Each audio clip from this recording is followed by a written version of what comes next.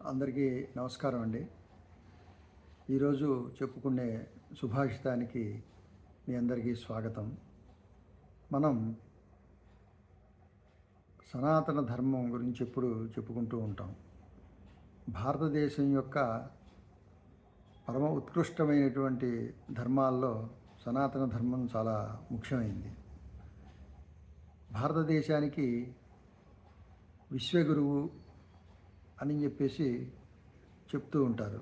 ఎందుకని విశ్వగురువు అంటే ఆధ్యాత్మికంగా ఉన్నతమైనటువంటి ఎంతోమంది ఋషులు కానివ్వండి, మునులు కానివ్వండి, దీని మీద ఎక్కువ తపస్సు చేసి సాధించినటువంటి మహానుభావులు మనకి ఈ దేశంలో చాలామంది ఉన్నారన్నమాట.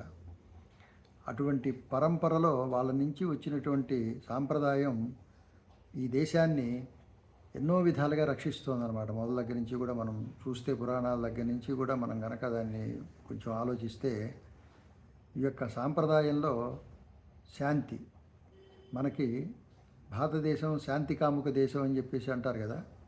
మనంతట మనం ఎవరితోనూ కూడా యుద్ధాన్ని కోరుకోమన్నమాట. ఎప్పుడు కూడా శాంతి ప్రధానమైనటువంటి భావాలు కలిగి ఉంటారు ఇక్కడ ఎక్కువ. అందువల్ల ఆ శాంతి మనకి ఎట్లా వచ్చింది అంటే, ఆ పరంపరగా ఋషులు వాళ్ళ యొక్క ఆర్ష సంస్కృతిలో దీన్ని చొప్పించి మన దాకా తీసుకొచ్చారనమాట. అది అందువల్లే మనకి ఎప్పుడు శాంతంగా ఉండాలి, శాంత మార్గం, అహింస పరమోధర్మ, ఇట్లాంటివన్నీ కూడా మనకి ఈ దేశంలోనే కనపడతాయి అన్నమాట. అందువల్ల ఆధ్యాత్మికంగా ఎంతో ఎత్తు ఎదిగినటువంటి దేశాన్ని భారతదేశంగా చెబుతారు.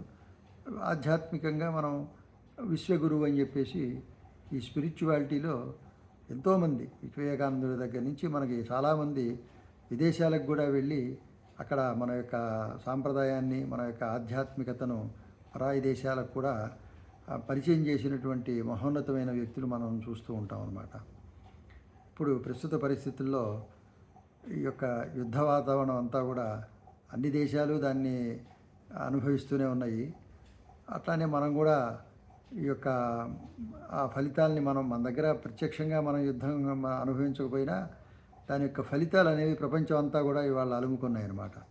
మనం కూడా గ్యాసు, ఇంధనం, రవాణా, ఫారిన్ ఎక్స్చేంజ్, ఈ సమస్యలన్నీ కూడా మనల్ని కూడా ఇబ్బంది పెట్టి ఆర్థికంగా ఇంకా ముందు ముందు చాలా సమస్యలు వచ్చేట్టుగా అనిపిస్తోందని చెప్తున్నారు. కాబట్టి ఈ యొక్క శాంతిని ఏ విధంగా అయితే మనం ఇక్కడ నెలకొల్పాలి, ప్రపంచం అంతా కూడా శాంతి ఎట్లా ఉండాలి అని చెప్పి మన యొక్క ఆధ్యాత్మిక గురువులు ఒక శాంతి మంత్రాన్ని వాళ్ళు చెప్పారనమాట. ఆ శాంతుల్ని మనం అప్పుడప్పుడు కూడా తలుచుకుంటూ ఉంటే ప్రపంచంలో శాంతి నెలకొల్పాలి అని చెప్పేసి అనే ఉద్దేశంతో ప్రతి వాళ్ళు దానికి కొంత తన చేతనైన విధంగా కొంత సహకరిస్తే అది జరగచ్చు.